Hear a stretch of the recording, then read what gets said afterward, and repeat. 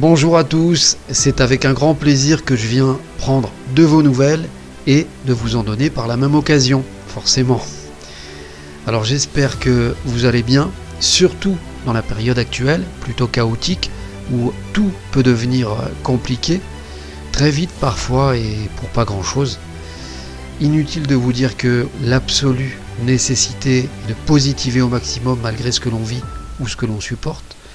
Le positif appelle le positif, tout comme le négatif appelle le négatif, et cela se confirme encore plus actuellement avec les énergies. Vous devez vous en rendre compte autour de vous, donc prenez le bon wagon, même quand vous vous êtes égaré, ou qu'on vous provoque, ou qu'on vous déstabilise, car c'est vital, autrement vous allez collectionner les ennuis à répétition. Après, c'est vrai que le mois de septembre était déjà problématique au niveau des énergies, alors que le mois d'octobre, lui, est carrément saturé en termes de déséquilibre par le fait que le tai chi est impacté au centre. Voilà un petit peu pourquoi tout cela réagit ainsi. Donc, ça n'aide pas, surtout avec la saison de l'automne, car la lame de l'élément métal est de type froide et tranchante, ce qui incite à la mélancolie ou à la dépression pour certains. En fait, c'est la période, notamment pour les gens les plus sensibles et qui s'emportent plus vite émotionnellement. Donc, l'idéal est de chercher davantage la chaleur et le réconfort sous toutes ses formes afin de contrer ce qui pourrait être déstabilisant ou perturbant, et surtout manger chaud pour nourrir le corps qui en a fortement besoin après le passage des éléments feu et terre en quelques semaines seulement.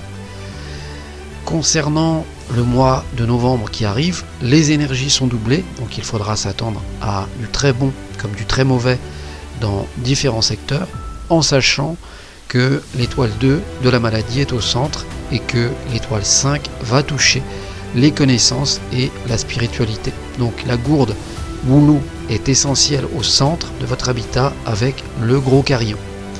D'autant plus que le secteur de la santé risque d'être sévèrement impacté aussi.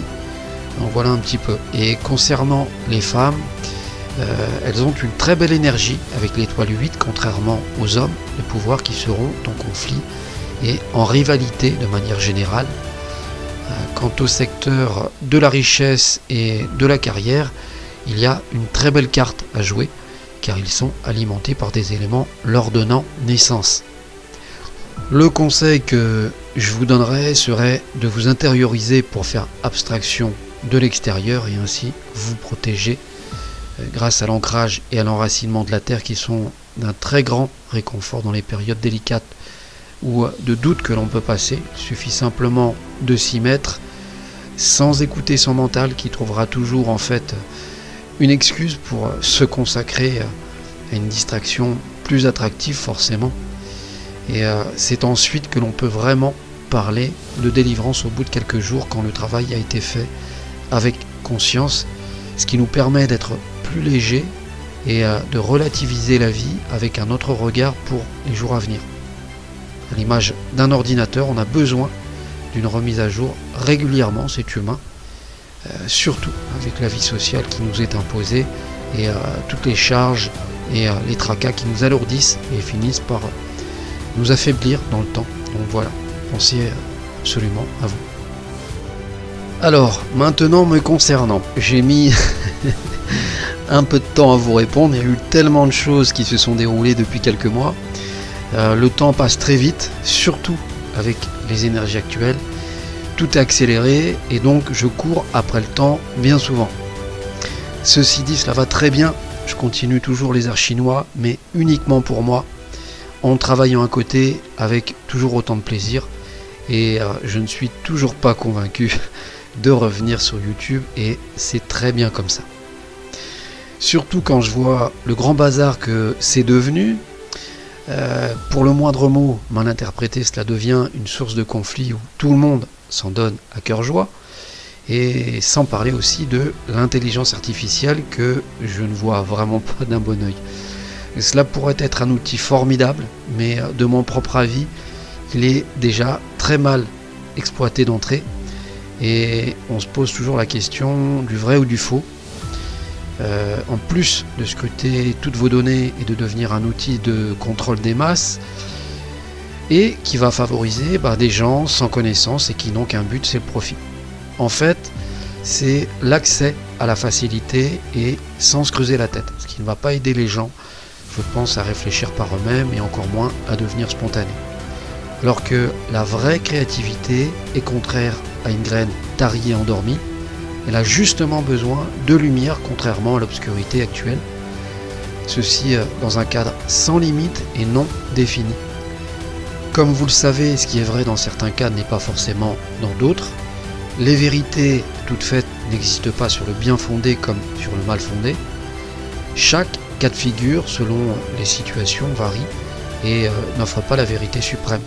Ainsi, dans la vie, on a constamment besoin d'expériences personnelles pour se forger sa propre opinion, mais aussi pour avancer et comprendre les choses. Donc non merci à tout cet enfumage avec un bel emballage, non merci. En fait, je suis passé à autre chose tout simplement. Probablement j'ai évolué avec plus de détachement et mes priorités ont changé. Assez logiquement quelque part. Le principal est que je m'y retrouve très bien. Après, advienne ce qu'il adviendra, l'avenir nous le dira. C'est le moment présent qui prépare le futur, donc cela me convient parfaitement et je ne m'en remets qu'à moi-même car je suis le seul acteur et le seul responsable de ma vie. Avant de terminer, je vous ai promis de vous parler d'un projet qui a pris du retard mais qui est quasiment terminé à 90%. Seulement, cela demande d'en parler au moment opportun. En principe, normalement vers le printemps, je pense. Et si vous êtes sage, vous en aurez 2 pour le prix d'un.